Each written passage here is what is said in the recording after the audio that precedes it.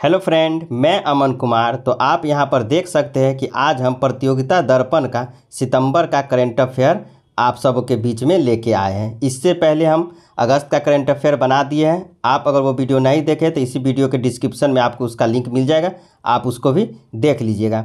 यह जो वीडियो है बिहार शिक्षक भर्ती जो बीपीएससी के तहत जो होने वाली है उस अभ्यर्थी के लिए, और बीएसएससी का जो भी अभ्यर्थी है बिहार एसएससी का, उसके लिए भी यह वीडियो बहुत ही इंपॉर्टेंट होने वाली है। चलिए अब हम वीडियो स्टार्ट करते हैं। 1 नंबर क्वेश्चन से आप यहाँ पर से देख लीजिए। प्रतियोगिता दर्पण के राष्ट्रीय घटनाक्रम से हम लोग अब स्टार्ट करते हैं। चलिए फर्स्ट नंबर में आप यहाँ से देख सकते हैं बॉक्स में कि श्रीहरिकोटा में प्रक्षेपण के पश्चात चंद्रयान 3 अब चंद्रमा की ओर अग्रसर।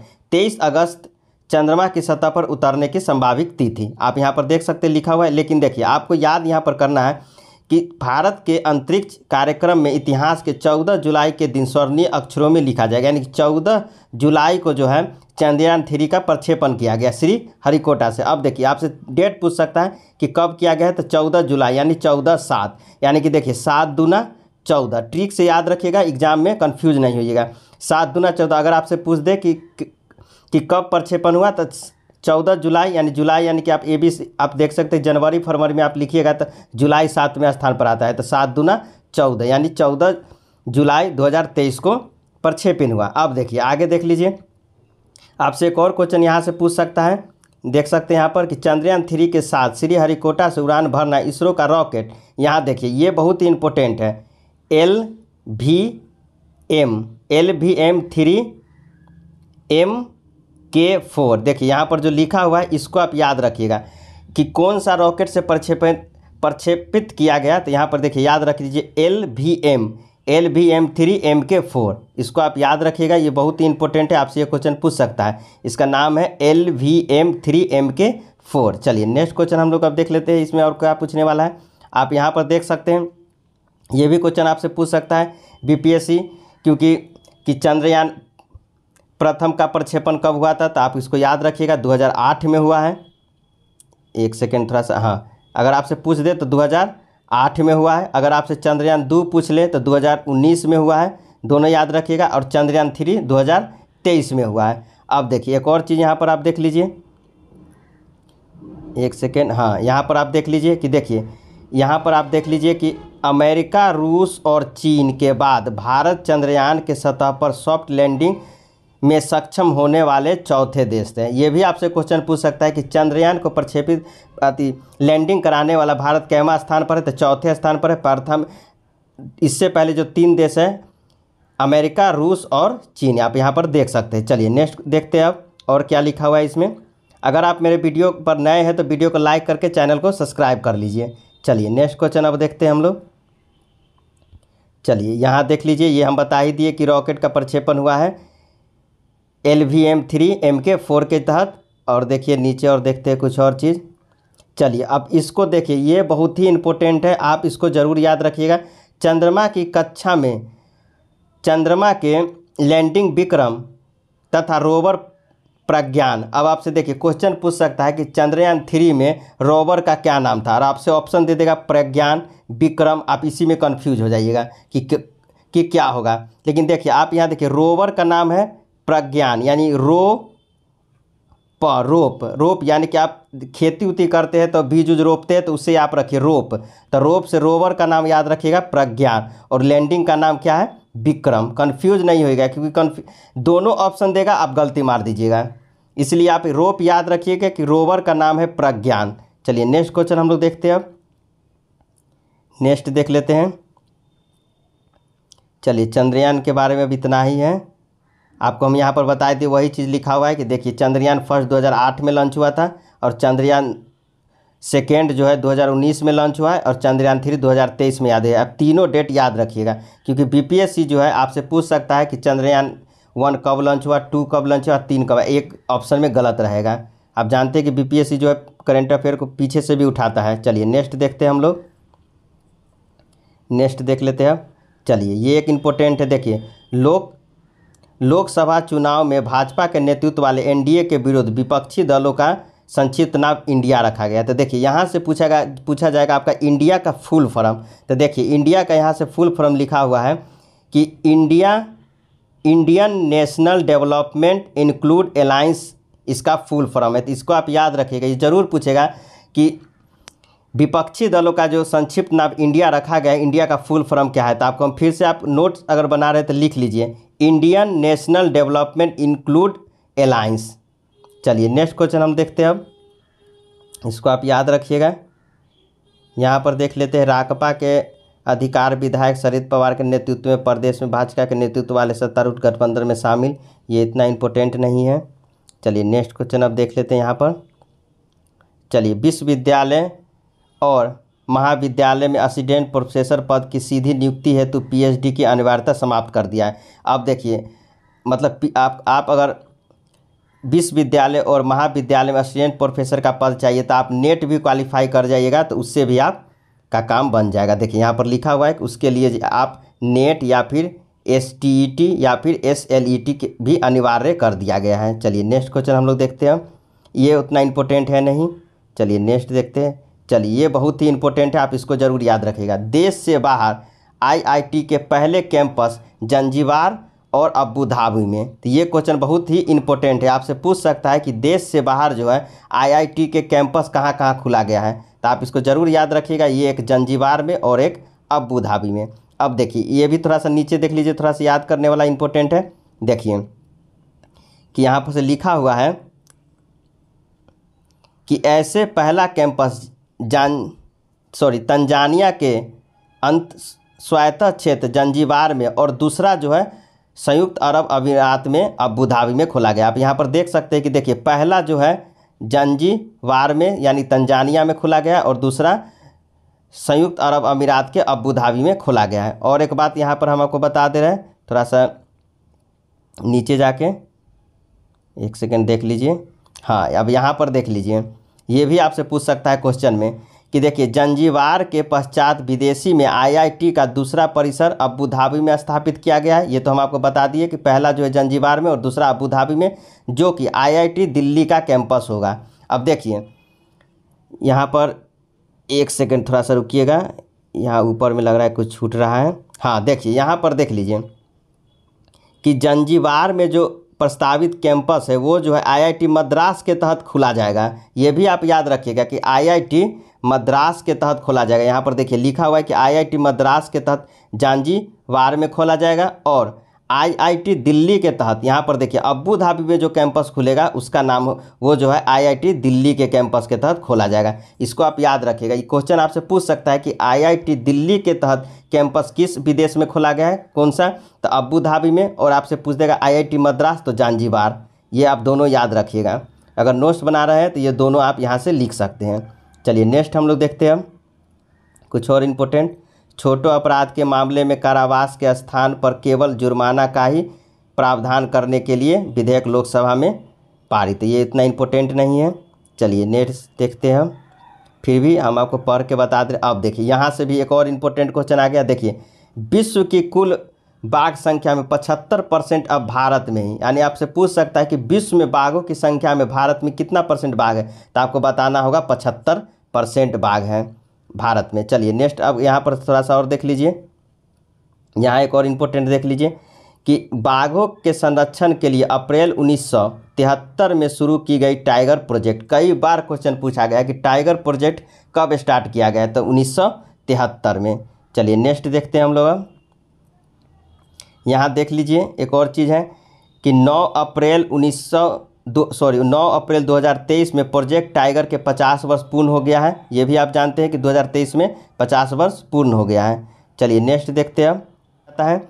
और भारत में जो है बाघ का रिजर्व कितना है, 53। इसको आप याद रखिएगा, 53।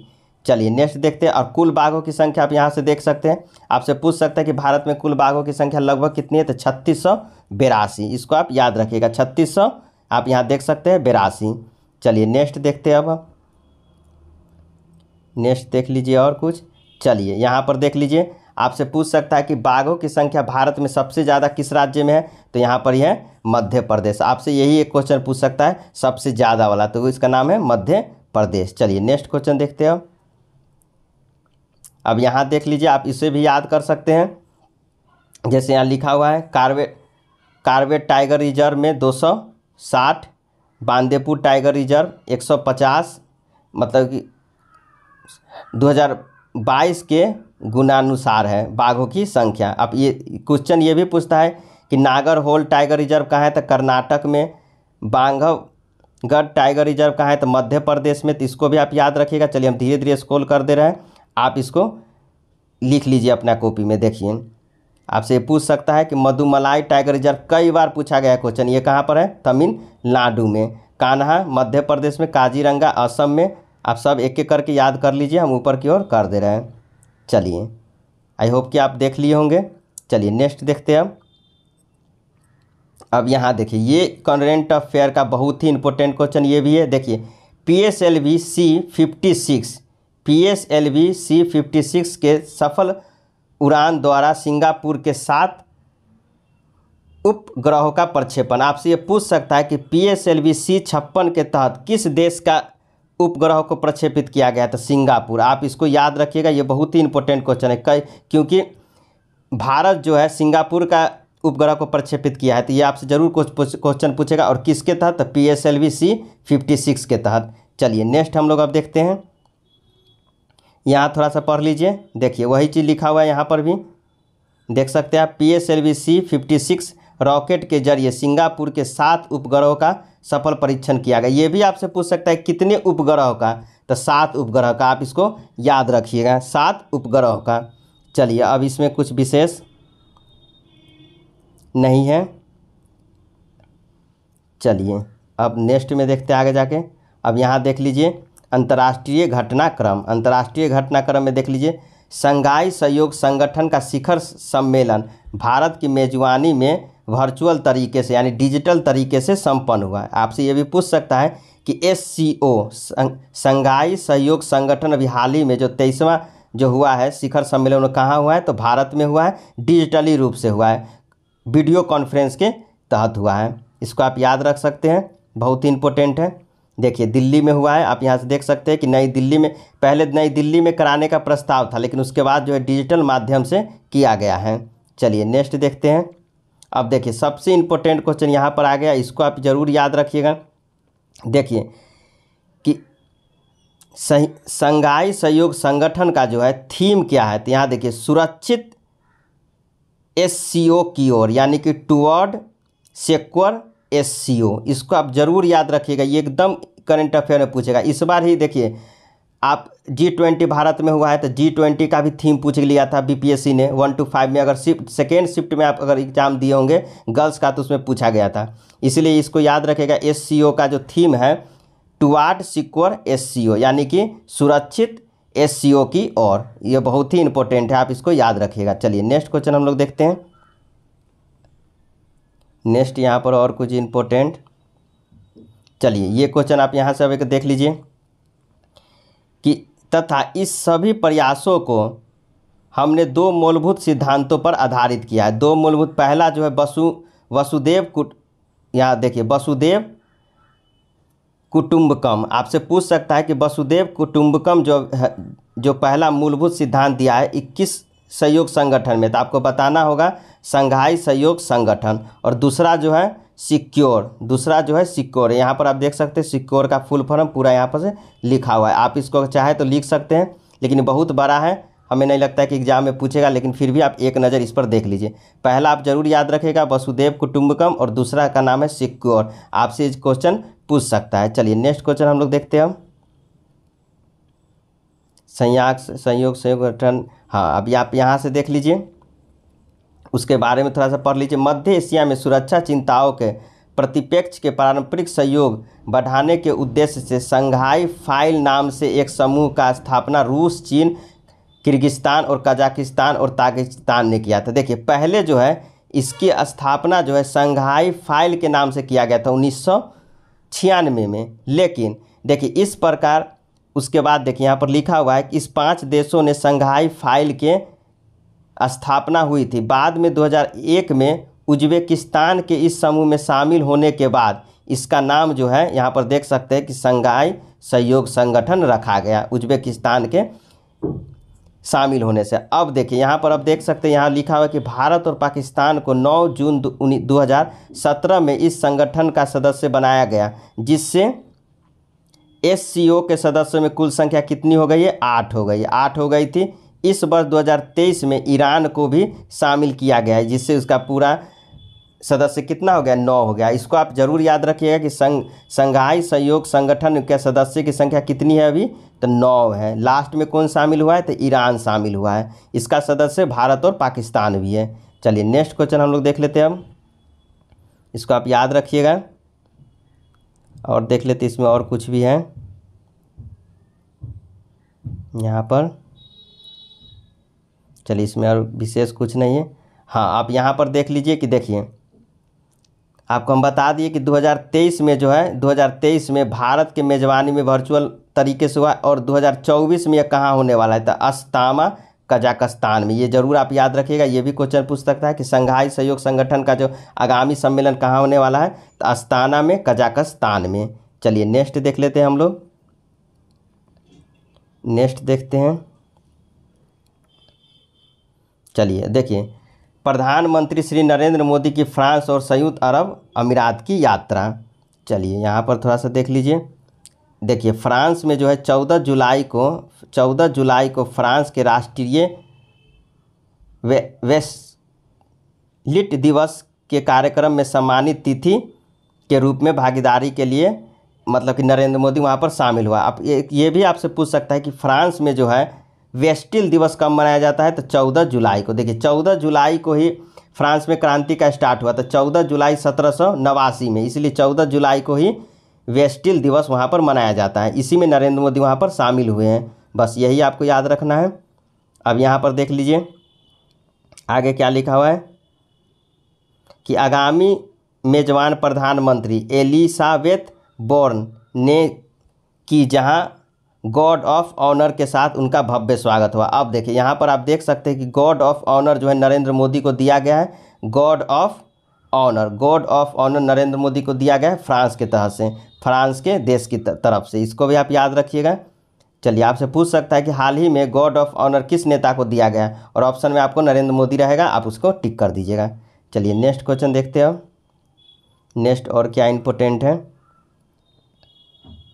चलिए यहाँ भी आप देख लीजिए वही चीज़ है। 13 जुलाई, देखिए 13 जुलाई को ही एलिसा पैलेस में एक निजी रात्रि भोजन कार्यकाल के दौरान प्रधानमंत्री श्री नरेंद्र मोदी को फ्रांस के सर्वोच्च नागरिक सम्मान Grand Cross of the Legion of Honour दिया गया है। ये भी क्वेश्चन आपसे पूछ सकता है कि Grand Cross of the Legion of Honour यह किस देश की सर्वोच्च सम्मान है? तो फ्रांस की है। किसे दिया गया है? तो नरेंद्र मोदी को दिया गया है। चलिए नेक्स्ट देखते हैं हम लोग। नेक्स्ट और देखते हैं और क्या है आगे। चलिए यहाँ देख लीजिए एक और, उसके बाद वो पेरिस गए, सॉरी फ्रांस के पेरिस में ही थे। उसके बाद देखिए पेरिस के 2 दिन के व्यस्त कार्यक्रम के पश्चात आगे प्रधानमंत्री नरेंद्र मोदी ने इस यात्रा के दूसरे चरण जो है सऊदी अरब अमीरात के लिए रवाना हुए। हवाई अड्डे पर उनकी अगवानी क्राउन प्रिंस शेख खालिद बिन मोहम्मद बिन जायद अल नायद, क्या लिखा हुआ है थोड़ा एक सेकेंड, हाँ, नाहयान ने बाद में गॉर्ड ऑफ ऑनर के साथ सम्मानित किया। यहाँ पर कुछ इम्पोर्टेंट नहीं है, देखते हैं और नीचे क्या है। आप थोड़ा सा इसको ज़रूर याद रखिएगा। सऊदी अरब यूएई के राष्ट्रपति कौन है? तो शेख मोहम्मद बिन जायद अल नाहयान। थोड़ा सा लंबा नाम है, लेकिन एक बार दोबारा आप याद पढ़िएगा तो याद हो जाएगा। शेख मोहम्मद बिन जायद अल नाहयान। चलिए नेक्स्ट देखते हैं हम लोग। नेक्स्ट देख लेते हैं और कुछ है। चलिए यहाँ पर देख लीजिए वही क्वेश्चन यहाँ पर लिखा हुआ है जो हम पीछे आपको पढ़ाए थे। देखिए दोनों देशों के बीच हस्ताक्षरित तीसरे समझौता ज्ञापन के तहत यूएई के राजधानी अबू धाबी में आईआईटी नई दिल्ली के कैंपस स्थापित किया गया है। देखिए ये हम अभी पीछे ही आपको बताया वही चीज़ है। और जांजिया में आईआईटी मद्रास के तहत वहाँ पर कैंपस शामिल है, लेकिन अबू धाबी में आईआईटी नई दिल्ली के कैंपस शामिल है। यहाँ भी देखिए नीचे लिखा हुआ है, देखिए वही दूसरी आईआईटी मद्रास जो है जांजीबार तंजानिया में कैंपस की स्थापना की गई है। तो इसको आप याद रखिएगा, जरूर आपसे पूछेगा कि आईआईटी मद्रास का कैंपस किस विदेश में खोला गया, किस देश में, तो तंजानिया जांजीबार में। और आईआईटी दिल्ली कहाँ खोला गया है, तो अबू धाबी में। आप इसको याद रखिएगा। चलिए नेक्स्ट देखते हैं हम लोग।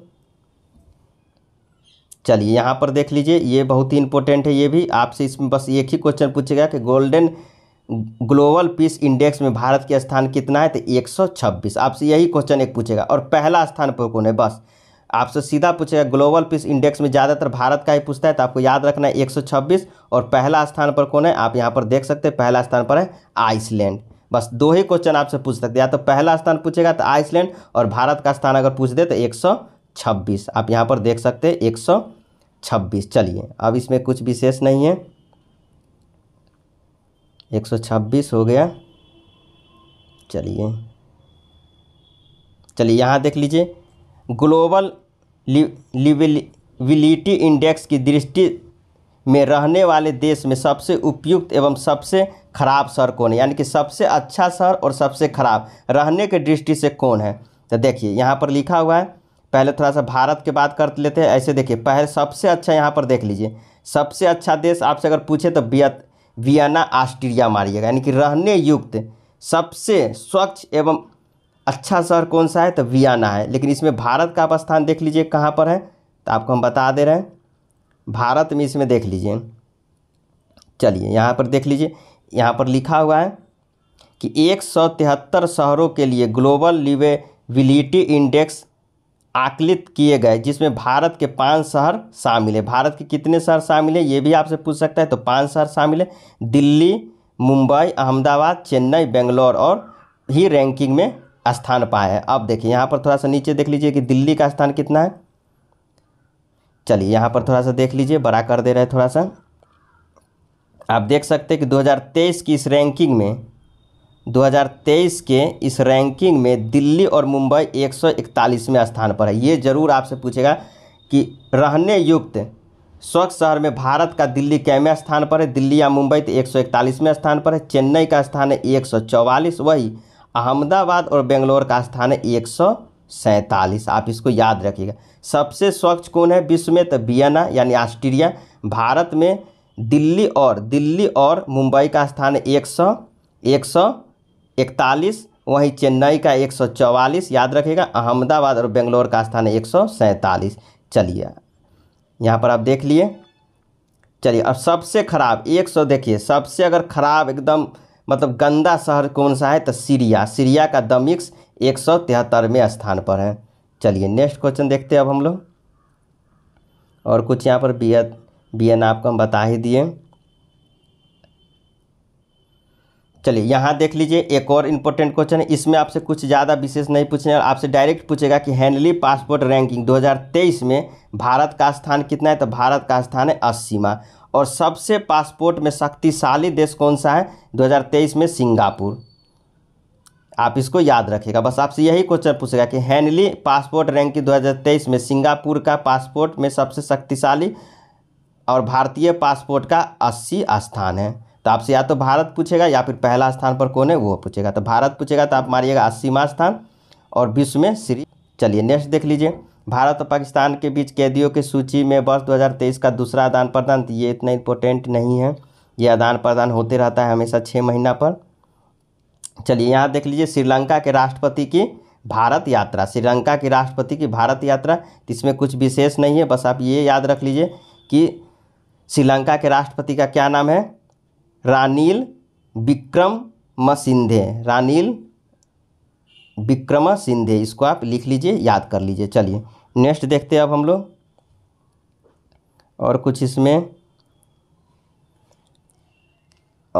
इसमें देख लेते हैं, इसमें कुछ नहीं है यहाँ पर, और कुछ नहीं है। वही है कि फिर राष्ट्रपति से द्रौपदी मुर्मू से मिला राष्ट्रपति विक्रमसिंघे, यहाँ कुछ नहीं है विशेष। चलिए यहाँ भी कुछ नहीं है, यहाँ पर कुछ नहीं है, यहाँ कुछ नहीं। हाँ यहाँ पर देख लीजिए थोड़ा सा, भारत द्वारा म्यांमार की सैन्य सरकार के साथ सामान्य संबंध बनाए रखने का संकेत, और यहाँ पर देख लीजिए एक और इम्पोर्टेंट है, देखिए यहाँ पर देख लीजिए भारत, म्यांमार और थाईलैंड, भारत, म्यांमार और थाईलैंड के द्वारा एक हाईवे का निर्माण हो रहा है, जिस हाईवे का नाम है यहाँ पर देख लीजिए IMT। आपसे पूछ सकता है कि IMT में शामिल 3 देशों का नाम आपको दे देगा, एक एक्स्ट्रा देश का नाम दे देगा, उसको बताना होगा। तो आप देखिए I से इंडिया, M से म्यांमार और T से थाईलैंड है, और आपको एक ऑप्शन मालदीव दे देगा, म से ही मालदीव। इसका आंसर हो जाएगा मालदीव, या फिर आपको कुछ भी दे दे, मालदीव या फिर तिब्बते दे दे। तो आप इसको याद रखेगा, IMT हाईवे में 3 देश है, IMT हाईवे में, और कौन कौन है हम आपको बता दे रहे हैं। देखिए यहाँ पर लिखा हुआ है भारत, म्यांमार और थाईलैंड। चलिए नेक्स्ट क्वेश्चन हम लोग देखते हैं, नेक्स्ट देख लेते हैं। चलिए, मेकांग गंगा सहयोग की 12वीं मंत्रिमंडल बैठक बैंकॉक में संपन्न। ये आपसे क्वेश्चन पूछ सकता है कि मेकांग गंगा सहयोग की 12वीं मंत्रिमंडल सम्मेलन अभी हाल ही में कहाँ पर संपन्न हुआ है, तो बैंकॉक में संपन्न हुआ है। आप जानते हैं कि गंगा नदी भारत में बहती है, वही अगर आपसे पूछ दे कि गंगा नदी तो भारत में बनती है, लेकिन मेकांग जो नदी है, मेकांग, यहाँ पर आप देख सकते हैं मेकांग नदी ये कहाँ पर बहती है, यहाँ पर देखिए लिखा हुआ है चीन, थाईलैंड, लाओस, म्यांमार, कोलंबिया और वियतनाम। चलिए नेक्स्ट क्वेश्चन हम लोग देखते हैं। पूछता है कभी काल कि मेकांग नदी किन किन देशों से होकर गुजरती है या फिर नहीं गुजरती है, तो आपको याद रख लीजिए कि चीन, थाईलैंड, लाओस, म्यांमार, कंबोडिया और वियतनाम से होते हुए गुजरती है। चलिए नेक्स्ट क्वेश्चन देखते हैं। अब यहाँ और कुछ विशेष नहीं है, यहाँ पर थोड़ा सा देख लेते हैं। हाँ, इसको थोड़ा सा आप देख लीजिए, इसको याद रख लीजिए कि देखिए विभिन्न देशों के FDI के अंत प्रवाह और बाह्य प्रवाह के संबंध में अकटान की विश्व निवेश रिपोर्ट 2023, FDI प्राप्ति में अमेरिका का शीर्ष स्थान, वही भारत का कैमा स्थान पर है, 8वें स्थान पर है। आप यहाँ पर देख सकते हैं कि FDI में अमेरिका जो है पहले स्थान पर है। आप यहाँ पर देख सकते हैं कि अमेरिका जो है पहले स्थान पर है और भारत का स्थान कहाँ पर है, तो 8वें स्थान पर। तो आपसे हो सकता है पहला स्थान पूछे या फिर भारत का स्थान पूछे कि भारत कैवें स्थान पर है, तो भारत आप बता दीजिएगा कि 8वें स्थान पर। और पहला स्थान पर है अमेरिका, दूसरा में है चीन। तो पहला ही अगर आपसे पूछेगा और आपसे या तो भारत का पूछेगा कि भारत कैमा स्थान पर है, तो 8वें स्थान पर। चलिए नेक्स्ट देखते हैं अब हम लोग। वही बाह्य प्रवाह FDI में भी अमेरिका पहले ही स्थान पर है। चलिए अब भारत देख लीजिए 25वें स्थान पर है। तो ये क्वेश्चन पूछा जा सकता है। चलिए नेक्स्ट देखते हैं अब हम लोग।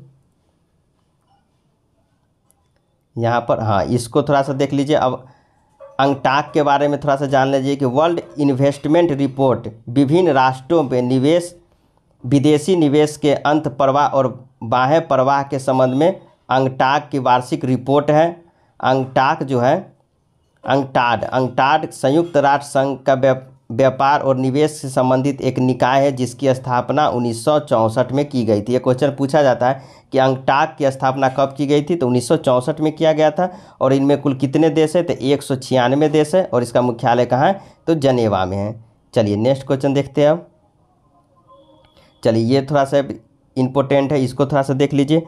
कुआलालंपुर में हिंदुस्तान एरोनॉटिक लिमिटेड का क्षेत्रीय विपणन कार्यालय। आपसे पूछ सकता है कि हाल ही में हिंदुस्तान एरोनॉटिक लिमिटेड का विदेश में कार्यालय कहाँ खुला है, तो कुआलालंपुर में खुला गया है। चलिए यहाँ पर थोड़ा सा पढ़ भी लीजिए आप कि देश के रक्षा निर्यातों के लिए बाजारों में विस्तार का एक ऐसा निर्यात को बढ़ावा देने के उद्देश्य से सार्वजनिक क्षेत्र में रक्षा उपकरण हिंदुस्तान एरोनॉटिक्स लिमिटेड का एक क्षेत्रीय कार्यालय मलेशिया में के कुआलालंपुर में जुलाई 2023 में स्थापित किया गया है। तो इसको आप याद रखिएगा। चलिए नेक्स्ट देखते हैं अब हम लोग।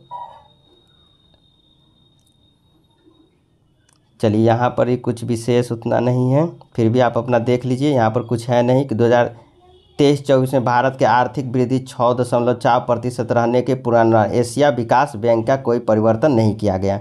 चलिए नेक्स्ट देख लीजिए। यहाँ पर भी कुछ विशेष नहीं है। आप चलिए यहाँ देख लीजिए, यहाँ थोड़ा सा इम्पोर्टेंट है। देखिए राज्यों के निर्यात तैयारियों के संबंध में नीति आयोग के वर्ष 2023 के निर्यात तैयारी सूचकांक तमिलनाडु जो है शीर्ष स्थान पर है। अब देख लीजिए कि यहाँ पर कौन कौन देश कैमें राज्य कैमें स्थान पर है। देखिए यहाँ पर देख सकते हैं कि तमिलनाडु जो है पहले स्थान पर है, महाराष्ट्र दूसरे स्थान पर है। लेकिन अगर आप बिहार से संबंधित बीपीएससी अगर टीचर भर्ती का तैयारी कर रहे हैं तो आपको बिहार का भी याद रखना होगा। तो बिहार देख लीजिए यहाँ कैवें स्थान पर है, बिहार देख लीजिए इसमें कहाँ पर है, हाँ देखिए यहाँ बिहार जो है 22वें स्थान पर है। तो इसको आप बिहार का रैंकिंग याद रखिएगा, पहले स्थान पर तमिलनाडु है और बिहार 22वें स्थान पर है। चलिए नेक्स्ट देखते हैं अब हम लोग। यहाँ पर नेक्स्ट आप कुछ और, चलिए यहाँ पर कुछ और नहीं, यहाँ पर देख लीजिए बहुत ही इंपॉर्टेंट क्वेश्चन आ चुका है राजस्थान से। इसको आप ज़रूर याद रखिएगा कि राजस्थान में महात्मा गांधी न्यूनतम आय गारंटी योजना स्टार्ट किया। आपसे पूछ सकता है कि हाल ही में किस राज्य में महात्मा गांधी न्यूनतम आय गारंटी योजना को प्रारंभ किया गया। तो इसका राइट आंसर हो जाएगा राजस्थान। अब देखिए इसको थोड़ा सा यहाँ पढ़ लीजिए क्योंकि यह बहुत ही इंपॉर्टेंट है।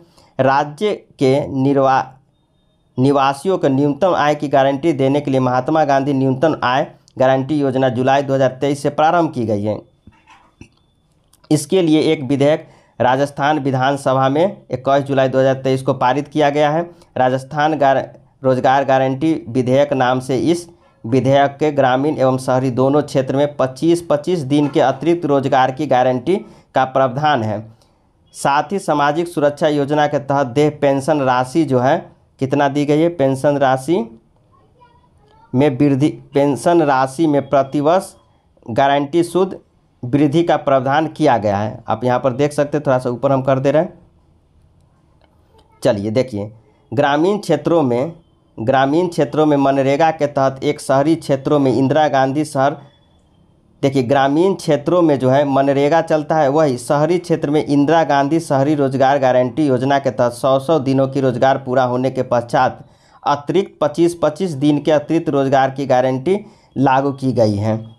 ठीक है, अब यहाँ पर देखिए बुजुर्ग एवं विधवा एवं एकल महिलाओं के सामाजिक सुरक्षा के तहत पेंशन जो है 1000 प्रति महीना किया गया है। तो यहाँ पर देखिए क्वेश्चन आपसे यही पूछेगा, अब हमको एक बार और बता दे रहे हैं कि देखिए पूछेगा कि हाल ही में महात्मा गांधी न्यूनतम गारंटी योजना किस राज्य में स्टार्ट की गई है। तो आपको बताना होगा राजस्थान में। इसमें कितने दिन के अतिरिक्त रोजगार की बात की गई, तो 25-25 दिन की अतिरिक्त रोजगार की बात की गई है। आप जानते हैं मनरेगा में तो 100 दिन का, ये तो आप पहला ही से जानते हैं कि सब तो फेमस क्वेश्चन है।